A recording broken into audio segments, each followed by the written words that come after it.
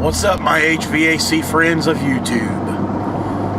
We have a couple no cool calls today. It's been warming up over here, and the phone's been going crazy. This first one we're going on here right now, we're not far from the job site. It's an Amana that I put in last summer. Did a condenser and a coil, left the gas furnace. It was still in good shape. And he called me last night, said he turned it on for the first time this year, and the unit runs for about 5 seconds, it cuts off, and then it waits a few seconds and repeats. So we all know that that sounds like a pressure switch, a low pressure switch, or a high pressure switch, but more than likely a low pressure switch. And I'm just hoping that the a Goodman Amana nightmare leaks are not coming back to haunt me. X alert. So we will get there in just a minute, and I'll see if I can get some film on it. This particular customer here, he usually doesn't bother me. He usually leaves me alone. Sometimes he does. It just depends. So we'll see if we can get some film on it. And then we got another one we got to go on after that. It's a old customer of my dad's. They go back about 30 years. He's got some little like a condos that he owns, and I've changed out 2 air handlers in 2 separate ones in the last couple months, and we got one that just came in this morning. The condensing unit is tripping the breaker, so we all know what that's going to be more than likely. We should definitely be able to get some film on that one. So we'll when we get there, we'll see what we got. All right, we found the leak on this Amana. I got out here and the unit was kicking off on low pressure right away. It'd run 5 seconds and kick out.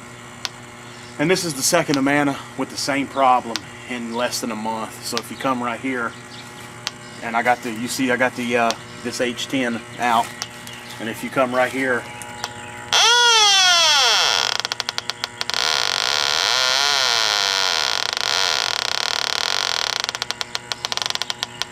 so it's same problem.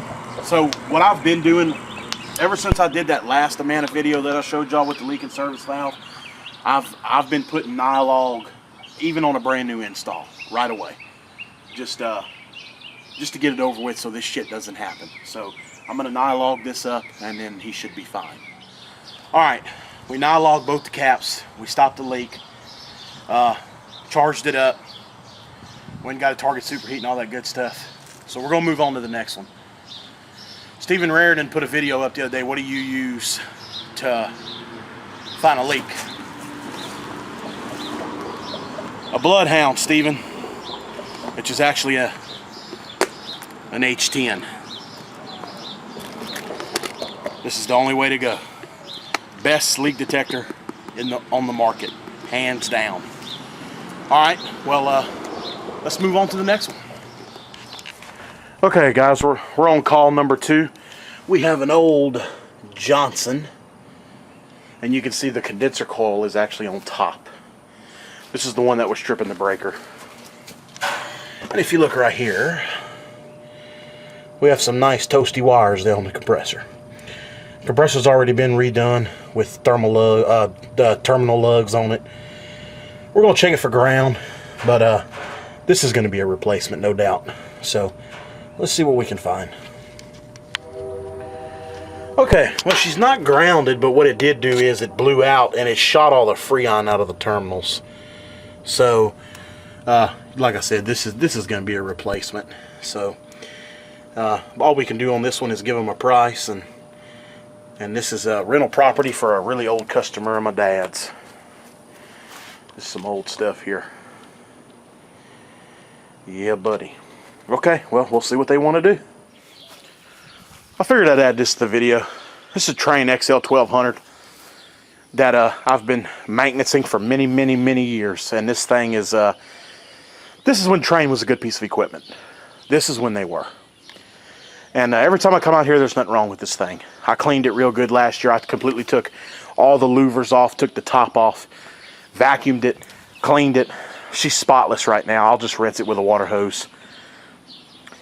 And this is a good system here. It's a gas furnace with a coil, and this is when Train was a good piece of equipment.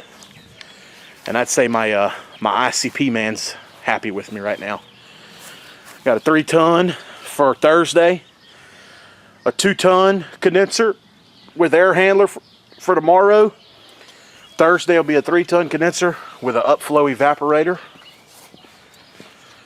I put this man in last summer.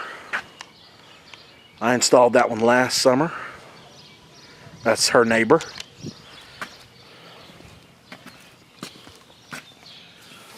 Yep, I'd say my old ICP man's pretty happy with me right now.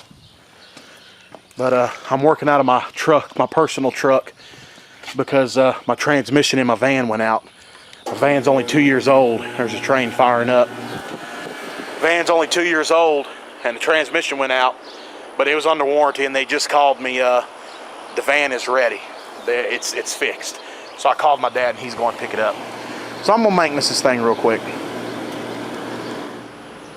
Oh, and just in case y'all were wondering what brand ICP I sell, because I know there's a lot of them, it's Arco Air. All right, I had already did the capacitors and everything. I didn't film that though. Y'all seen me do that 1,000 times. But when I do these maintenances, I'll throw this on here just like Zach does. I got the idea from him, the Z manifold.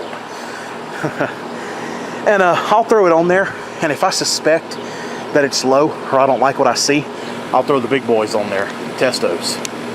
And that's what I did on this one. I didn't like what I saw on this, so I threw the testos on there. And we've got 40 on superheat, 6.4 on the subcool, 57 suction. That's low. I don't know if this particular evaporator has a TXV or a piston. I'm fixing to go find out, and then we'll charge from there. All right, the system has a piston. We got 34 degrees of superheat. I use my little pocket cyclometer here, and I have a superheat app on my iPhone. And according to my indoor wet bulb and outdoor dry bulb, we require a superheat of 8.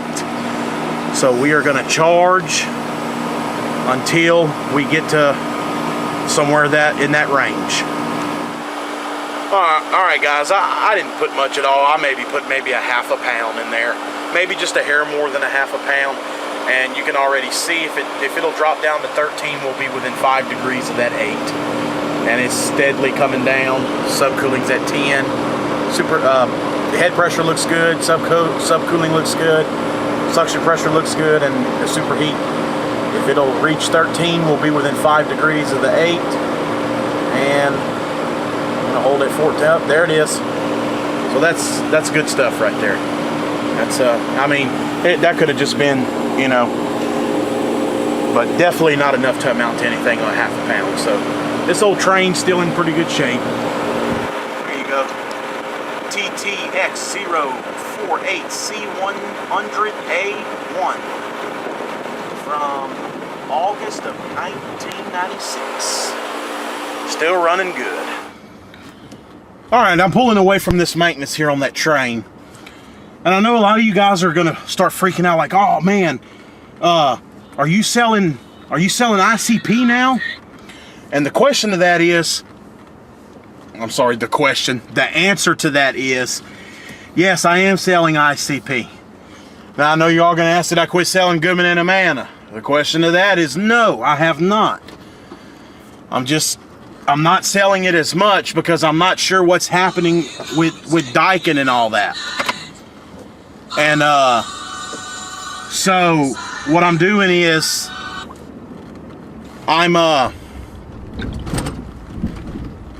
on guys, I'm trying to watch the road. Anyway, make a long story short, the guy that I buy that Arco Air stuff from is a really good friend of my dad's. They go back 30 something years. My dad sold Arco Air a long time ago with him. When I first went into business, I was 21 years old. When I went and put credit applications in and stuff at these supply houses here in town, well, the first thing they asked me was, do you have references with other suppliers? And the answer to that question was, no, I don't, because I just started my business.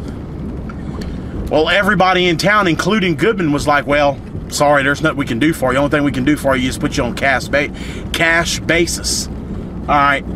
You know, well, at that time, I didn't have enough money if I needed a system to shit the money to pay for a system up front. You know, I would have to collect a deposit off my customers, which is something that I normally don't do. So I went and seen my dad's buddy over at the Arco store, and it's a really small company. There's only 3 stores, one here in Alexandria, there's one in Lake Charles, and one in Lafayette, Louisiana. And he said, I'll give you a credit account, man. He said, I've been knowing your dad for 30 years. He said, I'll get you started. He said, okay, I appreciate that. So I was selling nothing but Arco for like 2 years when I went into business. And make a long story short, the other day I went in there to get a part. Because I didn't abandon the guy. You know, when I was selling Goodman and Man, I'd still go in there and buy some stock stuff and all that. And he's like, man, what do I have to do to get you to start buying equipment again? And I said, well, I should have never left you, I guess. I said, but, man, if you want me to start buying equipment again, I said, I will. So he's got me on high volume dealer pricing with incentives and all kind of stuff. I sell so many systems, I get like a check for so much money. I did that because for a while there, I forgot what that man had did for me. And I kind of felt bad when he approached me like that. And, asked me to start selling equipment. So yes, I am gonna start selling some Arco Air stuff and, kind of mix it up a little bit. But, the guy was just really good to me when I went in business. He trusted me, gave me a chance. So that's why you see the ICP stuff on the trailer. I am gonna start moving some of it. Because like I said, my customers, they buy me. They don't give a shit what kind of unit I put in them. And not only that, I like ICP, man. Them Arco Airs are Comfort Maker, Day and Night, Tim Star, whatever you want to call them. They're great units. I've never had no trouble with them. Great units. So I'm fine selling it. So anyway, that's the story on that. I have not quit selling Goodman and Amana. I don't plan to, unless Daikin does like they did Ralph, and they yanked the Amana line out of the Goodman store over here. Then yes, I will convert over to strictly ICP if they do that. And the rumor is that they are doing that over here. So if they do that, yeah, I'm gonna go strictly ICP. So until the next one, thanks for watching, and we'll see you on the next one.